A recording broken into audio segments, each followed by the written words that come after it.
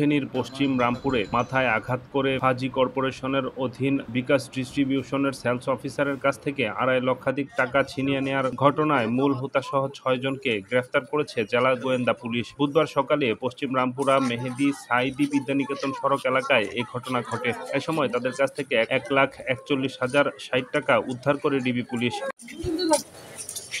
দুপুরে ফেনী জেলা পুলিশ সুপারের কার্যালয়ে সংবাদ সম্মেলনে সাংবাদিকদের এ তথ্য জানান অতিরিক্ত পুলিশ সুপার শাহাদাত হোসেন। এ সময় তিনি জানান, ফাজি কর্পোরেশনের অধীনে বিকাশ ডিস্ট্রিবিউশনের সেলস অফিসার আব্দুল আজিজ কর্মস্থল থেকে পৌরসভার ১৪ নম্বর ওয়ার্ডের লুদ্দার পার হয়ে বালিগাঁও যাওয়ার পথে পশ্চিম রামপুর কন্ট্রাক্টর বাড়ির সংলগ্ন পাকা রাস্তার উপর পৌঁছালে সেখানে পূর্ব থেকে অবস্থান নেয়া সিএনজি অটোরিকশায় মুখোশধারী দল মোটরসাইকেলের গতিরোধ করে দেশীয় অস্ত্রের ভয় দেখিয়ে তার কাছ থেকে 2,60,000 টাকা সহ মোবাইল ছিনতাই করে নিয়ে যায়।